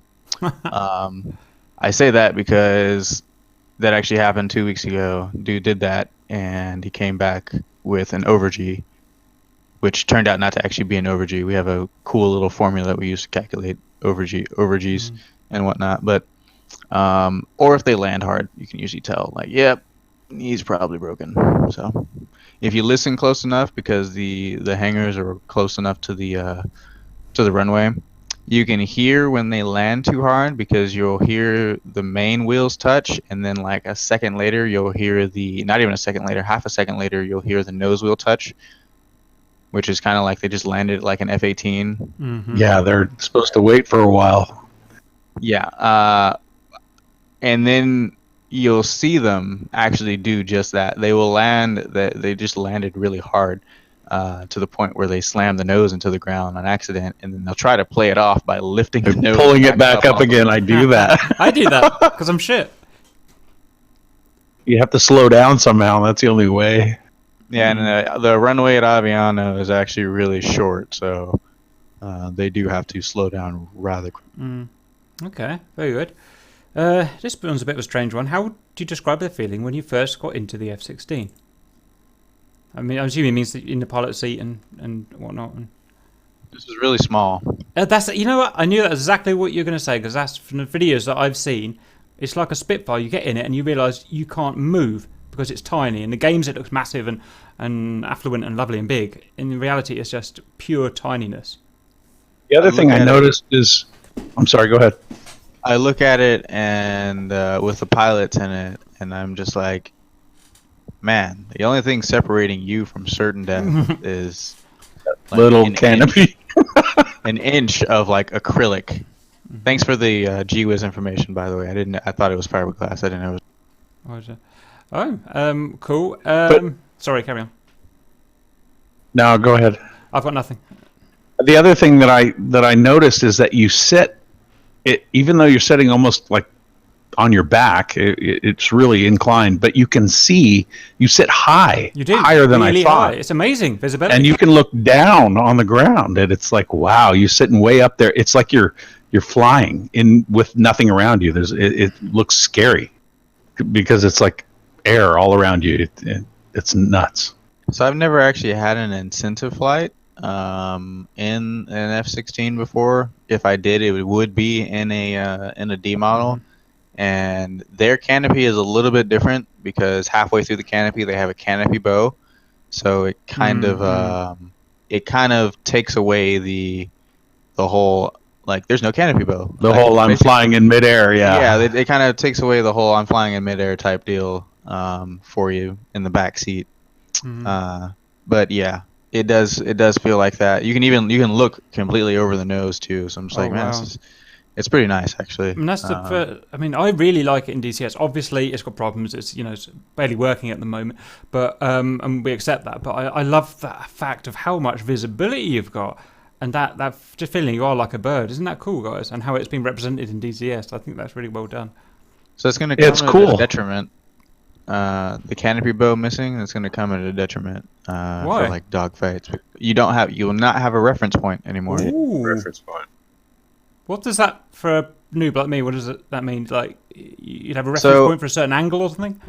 So when I'm actually, gosh, I can't remember the extra terminology, but when I am dogfighting, I usually place the aircraft that I'm behind. I place it about a fist worth above the canopy bow, and for me, I keep it right there. And that enables me to basically stay right behind them at all times. Interesting. Yeah, maybe a detriment to your air to air. Yeah, air to air. Air to ground. I can keep an eye on the ground just by wobbling a little bit and watch for IR SAMs and stuff. Really easy. The strange thing is, it was never obviously meant for air to ground, but it makes a really good air to ground. Obviously, not low altitude like the A10, where you're going to be copping AK-47 bullets, because then you just die straight away. But if you're up high, more sensibly, it's amazing to be able to look over the side and look down in your track IR or in your VR for air to ground. Agreed. Yeah, I find it like 14,000 feet. I can just like look around and just bow a little bit, and I can see the entire ground, and it stops a lot of unknown kills. One of the most important things in these fighters is visibility. You get in the BF-109, and it takes a long time to get used to that bad visibility. And I've heard pilots talk about air-to-air combat, and they've said, I don't really know where I am in space. I'm just focusing on the aircraft in front of me. So not being able to put it where you want it on the bow makes sense. Okay, guys, very good. Jag, which state are you from? Someone wants to know. From Mississippi. Mississippi. Go for Mississippi. Roger, that makes nothing to me. Probably somewhere in America. That's really close to me. There you go. Like within 30 miles. That's good. How are you in New Orleans? Right on the Gulf of Mexico. Pearl River in Louisiana. Pearl River, Louisiana. Nice. All right, boys. I hate to burst your love in of you two being neighbours, but how long do we think the F-16 will last for? Now, we're going to have to use the F-16 as a generalisation. The F-16 concept, how long do we think that frame is going to last for before it's replaced by Stealth this or F-22 that or whatever? So I have seen a tale Usually all the tails have the year that it was built. From the 70s, I think 77 was the earliest I've seen. And the latest I've seen was 90. So, and just to put it in perspective, the chief master sergeant, or rather the maintenance superintendent for our squadron, he has been back to, this is the second time at Aviano. He's been in the Air Force for 24 years. And the same aircraft that I'm working on now were the same aircraft he was working on back then. The exact same tail numbers. That's 42 years for 77. It's almost unbelievable why that hasn't died, the airframe. And do you have an X-ray machine there where you're at? Like in order Or do you have to send them out? Yeah, for the airframes. I believe we do non-destructive inspection. Yeah, they have. I think they come out here. Interesting. Okay. Well, they're still making F-16, so they're going to be around. That's going to be there for 40 years then, isn't it, really? Well, you know what I mean? It can be there for 40 years. Not for the US, for other countries. Yeah, obviously, yeah, but interesting. Just shows, I mean, do we describe this as the most successful fighter ever? Or... I think so. I do think so. That's generally the way I've always thought about it. It's the one that, you know, it ticks all the boxes, it's not too expensive.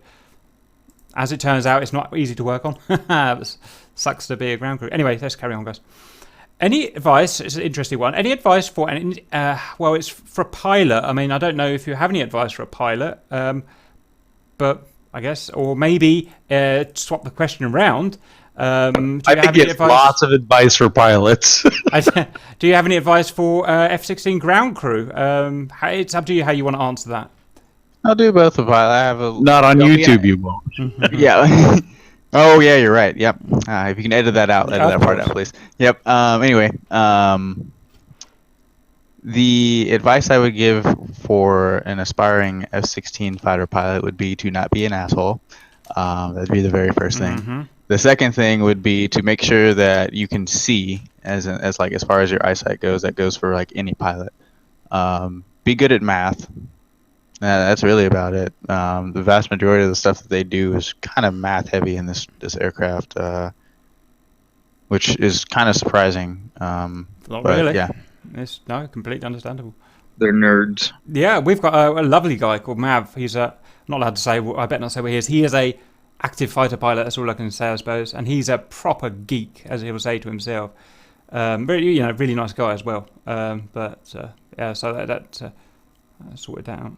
Right, very good. I don't know if we've answered this one. I think we have. What's the most common reason they go down for maintenance? Do we answer that one? Tires, maybe. There you go. Yeah. Yeah, and tires. Which is What do they fill? Are those F-16s filled with liquid nitrogen, or are they? It wouldn't be liquid. They air, or what? No, it's nitrogen, but it's not liquid nitrogen. Yeah. Well, they are in the tanks. The reason for nitrogen over air is incompressibility, or? You'd have to ask a crew chief. Expansion and compression. It's thermal consistency. Thank you. And corrosion. Okay, very good. Sorry, have I missed one? No. Was your training similar or different to the day-to-day work duties? Completely different. About 6 months of my training, I did not touch a jet at all. And the last 3 months of said training that I did touch a jet, it was about maybe 4 times. And then I came out here to actually work on the flight line, and every single day I'm touching an aircraft. So let's say more. I thought they'd be like, "Don't touch the jet." Nope. It's a lot more hands-on. The moment you get out here as a new person, you just get thrown out, and usually with somebody who has some experience, and you're like, okay, here's your job, learn it. Here. Sounds really good. I wish I could have a new career. Right, very good, guys. What day duties? What's your favourite jet fighter movie and or scene? Stealth. Hang on, you sound young. How old are you? You sound like a millennial, Jack. Get out. Yeah. Better qualify that. Definitely Iron Wolf. Why? I'm 27 years old, and my favorite, why? I don't know. It was like the first jet movie I ever watched, and yeah. What was it? Sorry, Stealth, did you say? Stealth. Never Yeah, heard with of it. Jamie Foxx and some other actor who I don't even. An actress and another actor. Jamie Foxx was in it. That's all. Yeah, that was a woman then, and a woman pilot. Equal It's the one with opportunity. That's the one- why. Yeah, that's completely why. I've never heard of it. I'll have to. Is it worth going watching, guys, or shall I not Jessica Biel. That's just Yeah, not you'll just like it, anybody. Oh yeah, You'll watch you're it right just there. for that. bother? Oh yes. All right. Let's see if Alison lets me. All right. Very good. Right, guys. Does the HTS, which I now know is a harm tracking system, I think, function like the TGP? No. Not in any way, shape, or well, it's a targeting system. Yeah, no. No. So it's like the Phantasmagoria pod of the Russian planes, then, isn't it? It's going to be a passive listener of radiation sources, and it will. Yep. It'll work from that way. I guess, well, if you think of it that well, yeah, even then, still no, because a targeting pod can fire a laser, which somebody could, in theory, kind of see, or an IR partner, which in theory somebody could, actually in practice, somebody could easily see an IR partner. HTS pod completely pass. Roger. Okay, makes sense. Right. Oh, here comes Caps questions. These are, you can tell they're Caps questions because they're good ones. Batteries interest me. And I was thinking about these when I was playing with the F-16 tutorial. Are they lead acid batteries, or are they lithium ion batteries like you'd have in a new kind of car, or are they something else? So, only based off of what I've seen when I've seen the battery, which is, it's in the wheel well, so there was literally a caution on it that said something about acid. So I'm going to go as an acid battery. So it's a traditional battery, yeah. Now the reason we didn't think it would be lithium ion is because it is potentially explosive, where a lead acid battery is not explosive. You wouldn't want it on your face, but it's not explosive. But it is heavy, and that's why we thought that was interesting. Okay, guys. Here's another Cap question.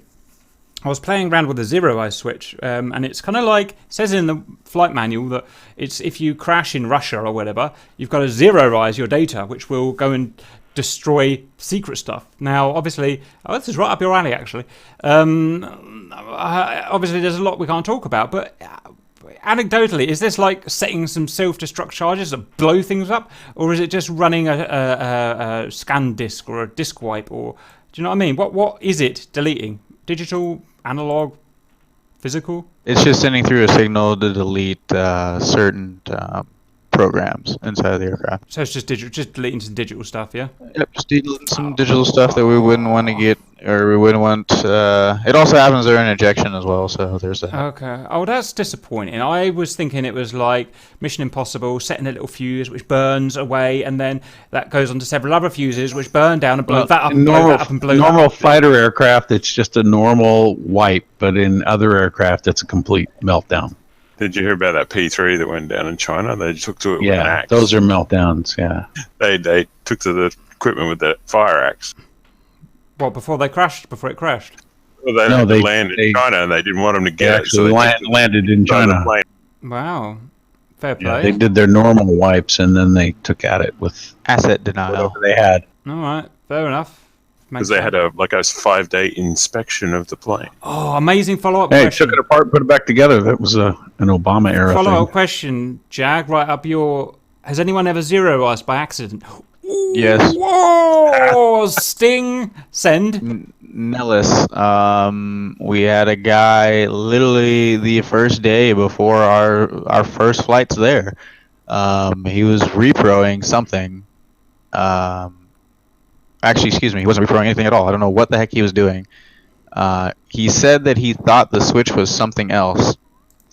But the funny thing is, the switch is guarded. So, yeah, we totally all looked at him like, no, you're an idiot. Needless to say, he got yelled at, and there's this thing that that maintainers get after they've had enough experience, and it's called X's, or the ability to sign off red X's, or basically saying that this aircraft is grounded. I have corrected the discrepancy and have inspected the correction and say that this aircraft is now flight worthy.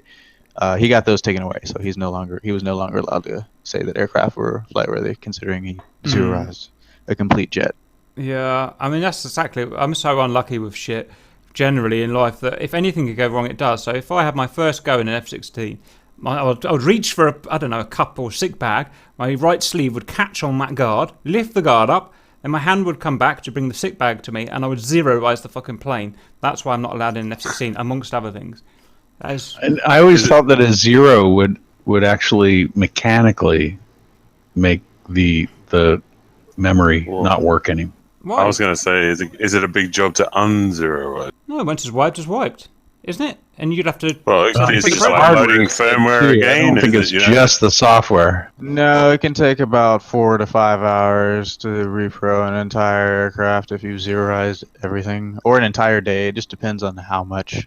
Okay, so it's not hardware; it's just software. Yeah, it's just software. It's not like it's actually going to fry the actual hardware.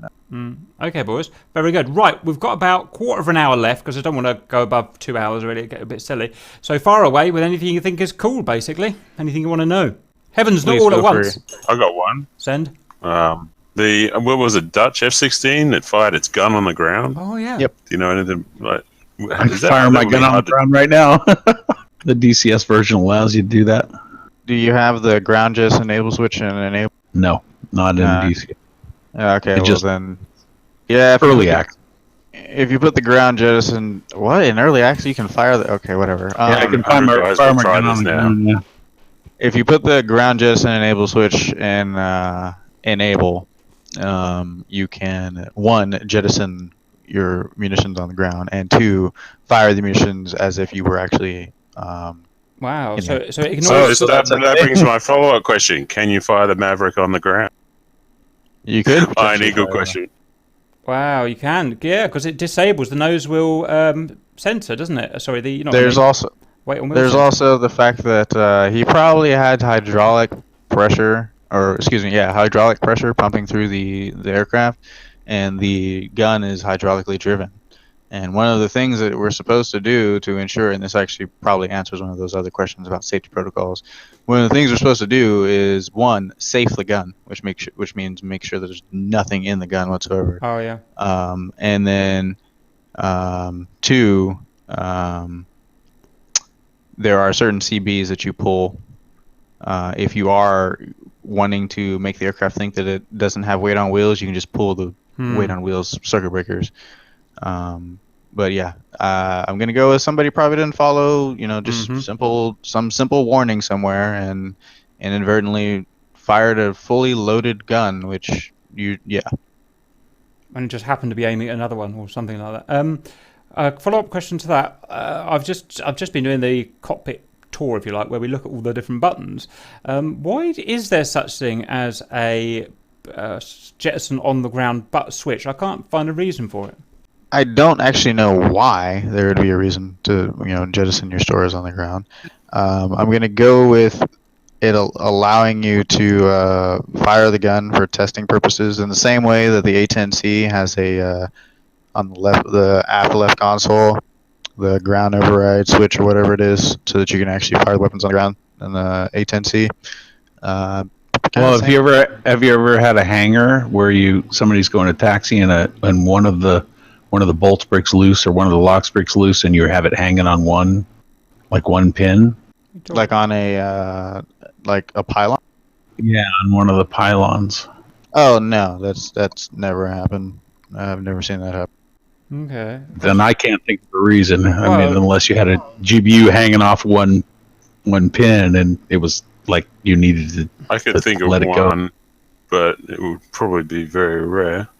There was a situation where a tornado was hit by ground fire in Desert Storm, and the bullet went through the propellant in the Sidewinder, and it just started blowtorching through the wing.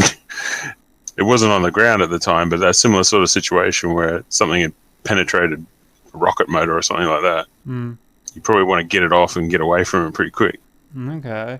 Well, it's an error by Wagner, I can tell you that, because now I've found out we've got the ability to Vulcan cannon on the ground. I'm going to be Vulcan cannoning the shit out of everyone and Mavericking the shit out of everyone from the ground. It aims a little high, Cap. Just let you know. I can tilt it down. I'll put the brakes on. End it forward. Brrr. Okay, very good, guys. What else? I'll never think of any questions when I need to. Any questions about the helmet-mounted ball sight, guys? My understanding is sorry, it's not the right word. Helmet-mounted queuing system is a bolt-on attachment. So rather than a special helmet like I think the Hornet is ? It's just something you bolt onto your helmet. Is that a thing we know about? No, that's actually it's a specific helmet. Okay. Yeah, you're thinking of the A10. No, it's just in the manual. I think it's in the flight manual, but maybe. No, it's Maybe the earlier ones, but now they're all helmets. Yeah, it's a specific helmet. Mm-hmm. They have a specific helmet that they use that they fly with when they don't need HMIX, which is usually when they're flying back from like depot or something, and they'll usually just fly with some sunglasses. Actually, they won't have a visor on. Do you have any comments on the radar system? Currently, The I have avionics. I haven't looked at it. I'll tell you that it should always start up in standby. That's the first thing. I noticed that when I haven't really looked too in depth into it, but I noticed that when I did turn it on, one, it didn't go through a bit, and then two, it seemed to already be transmitting, but I'm not sure. Yeah. It is. It gets a bit. Yeah, that's not a thing. We have to. It has to warm up. Go through a bit test. Yeah, it has to go through a bit, and then there also has to be enough pressure regarding like air pressure and cooling air, which isn't really going to be a thing in DCS because whatever. But you have to make sure that it warms up, the antenna works and everything, and all that good jazz. Which once again, you shouldn't have any FCR faults unless you get some damage to your radome in DCS. But that was lacking. The fact that it was transmitting on the ground, which I'm not entirely sure on that one, so I'd have to look at it further. There's just some things that are missing. The ground mapping, that was definitely a thing that was completely gone. I didn't think we have ground mapping in Block 50. Oh yeah. Yeah. Oh yeah, You it's do. there. Serious? Nobody really The uses type of radar is it's a rather GMT. it's really good, but it's old, but it's really good. Oh, right. Don't know how good it's going to be because, when I use it in BMS, I was just like, I'd just rather use my pod for this because I don't know what... It just looks like white dots all over the screen. So what's it for, It's guys? all Finding time. targets? Or I still don't know what Yeah. air to ground is for. So it has a ground map mode and a ground map. It's one for tracking moving targets. Again, why do you have that and the T-pod, though? Well, they didn't have a T-pod. Originally, we didn't have a targeting pod, yeah. So people were targeting ground targets with the radar? But it had a really good resolution on it. Like, you could see roads and stuff on it. Right. Big So we're talking about the Being video. able to map buildings when you were heading in ingress, Wow. you could pick out your targets based on. I think of like the F-111 surrounding. and a Tornado on that. They didn't have targeting pods. They had a radar, and they'd look for land features Really? in the radar. And you could see buildings and stuff like that. I had Work no out where you idea. are. F-15E used to do it as well. Wow. The Cool. 15E has a really powerful radar, though. How interesting. I didn't know any of this existed. Right. It's 2 or 3 generations ahead of this one, so very good ground mapping. Okay. Because I used to think ground mapping radars were for avoiding mountains and stuff. I didn't realize we were searching for targets. I thought that was for kind It's of... terrain following. Oh no, the new ones are literally like looking at a Google Map 3D.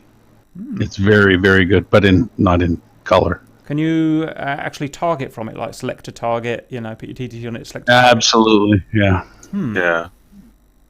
Dunno. Well, as I said, you could see moving targets, so you could see tanks. They'd be like you said, like little white blobs, but they were moving. Don't know how to feel about that, guys. That's interesting. I don't know how well they're going to be able to model it in DCS. Well, we've got one already on the vegan, and it's... Is it in there? Okay. Yeah, you can't go... you can't go select a tank from it and shoot a missile at it. You can kind of make out features of what a building is and what a mountain is, but correct me if I'm wrong. But Doesn't it lag the shit out of everyone though?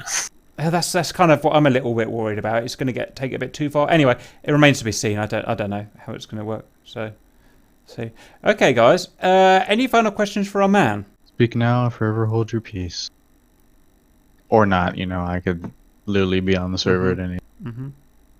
The airframes, you said that you've seen some tales going back to the early days. How long does an airframe last?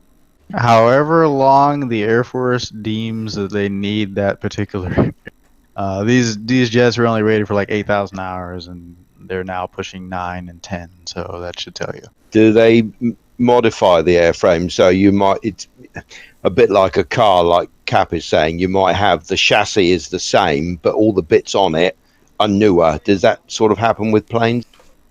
In a way, we do have like a structural integrity program that we download data and send it off to some program dealing with structural integrity of the airframe, and they use that data to determine if there's fatigue in the airframe and whatnot. But usually, if it gets to the point where there's like a crack that is just going to cause like a structural failure, they'll just send it off to the graveyard. They won't even really try. Like we had one that had a crack in the canopy rail, and they kind of jerry-rigged it so that it could fly back to Italy from Afghanistan. But it's currently up at depot going through some really heavy maintenance right now, and we're supposed to get it back, but I honestly don't know if we're actually going to get it back. I think it's just going to go to the graveyard. Interesting. It was a pretty massive crack in the canopy, so we're in the canopy rail. Well done. Did you guys? Sorry, go ahead. Sorry about that. I was just going to wrap up, really, so ask anything you want, Jack. I just got one crazy question. You may not know the answer, but is it possible to go in a junkyard and retrieve parts from a cockpit? If you're USAF, yeah.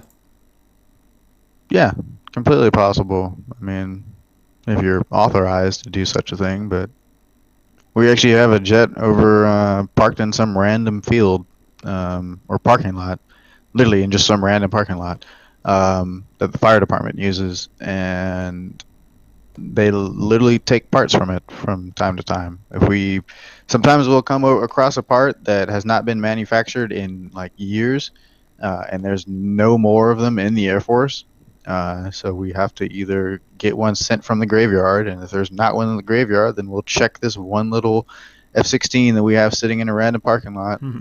It crashed in the Adriatic a couple of years ago, so that's why it's just sitting there. But yeah, but you do have to have authorization to get on the lots without a doubt. Yeah. Right? Yep. You can't just go on the lots and be like, oh, hey, look, a side stick. Yeah. Yeah, it's not like a breaking yard for cars. Speaking of the side stick. Oh, there's a good Yeah, question. right, Like again. real life, how far does that? I heard that the stick moves like a 1/4 inch in every direction. Is that how it works? That's accurate. It's a little less than a 1/4 inch, but it's about a 1/4 inch, yeah. That is completely accurate. It doesn't really move at all. The first time I got into 16, I did not know that. So I'm pulling on the stick, and I stopped pulling on the stick because I'm like, is it just locked out because there's no hydro applied, or like what the heck's going on? And then my instructor climbs up the ladder, and he's like, no, it doesn't move, like at all. So it's determined by pressure? It is Yeah, all completely pressure. determined by pressure. Yeah. The string gauges? There are force transducers inside of the stick that run all the way down into the base, and then that information is converted into digital signals, and Is there any return feedback? there is no return feedback. I guess it's- Did Very pilots cool. coming from other aircraft find that difficult to get used to start with? So I did ask that question. They told me that after like the first flight, they were completely cool, and I was just like, all right, well, I'm going to continue to fly with my stick that actually moves. It has to be an incredibly sensitive. Oh, it is. It is. Setup. Just putting, like, resting your hand on it. It's kind of like when you rest your hand on the Warthog stick. Where that little hand rest thing is, it's actually built into the stick for the Warthog. When you rest your hand on it, it kind of like leans a little bit to the right. Putting that slight amount of pressure on the stick can cause the Moves the aircraft. Yep, moves the aircraft surfaces. So, so long as hydro is applied. I heard that people reaching across to lift the gear sometimes had the plane tilting to. I don't know why that would be the case. It's on the other The side. gear handle is on No, the left. sorry. No, they've got the hand on the stick and reaching, literally the movement of reaching and lifting the gear applied the pressure to the. Yeah, Oh, the- like what I lifting noticed their is hand during off these the- videos, these guys have their hands like not on the stick, like not like resting on the stick. Like they just let go of the stick. That yeah, it's kind of like off to the side. It's like when you just let go of the stick in the 16, wherever you're going, when you let go, you're just going to continue to go. That's where you're going to go. That's where you continue to go. It's really cool. So I'll actually add a little bit tidbit of information here. When you fire the gun, because the gun is on the left side of the aircraft, the rudder deflects. Automatically in the flight control. Automatically. Very good. Yep, to compensate for the recoil. A10 does that too. That's why I'm complaining about the F-18 when you drop ordnance. The flight control system keeps it completely straight. It doesn't pitch. It just stays. What? And it's not doing that. Why would the A10 rudder? There's a central mounted gun, Wolf. A central mounted gun. The barrels fires from the. Exactly. It's a 30 mil. It's a big There's no gun. need for it to rudder. It won't induce any yaw because it's. No. It won't rudder. Well, the rotation maybe, but There's a torque on it. Firing, There's a torque on the outside. The torque would be aileron. no, the torque on the electric motor that's driving the Gatling turns to the left or turns to the right. So maybe it gives left to stop the torque. So if a pilot has to apply like left or right rudder to completely line up with the target, when they pull the first stage of the trigger, the enhanced attitude control engages. Excuse me, precision attitude control pack, and then that pretty much if you're kind of sort of cocked to the right as you're coming down and firing the gun, the controls will lock and keep you like right there so that the gun is aiming true. That is cool. That's really clever. Okay, guys, I think we'll tie it up there. And thank you very much, Jag, for coming and doing that. That was really, was just sweet, wasn't it? Yeah, thank you, man. I was going to say, and thank you everyone for your questions. Yeah, much appreciated. Thank you everyone for your questions and stuff like that.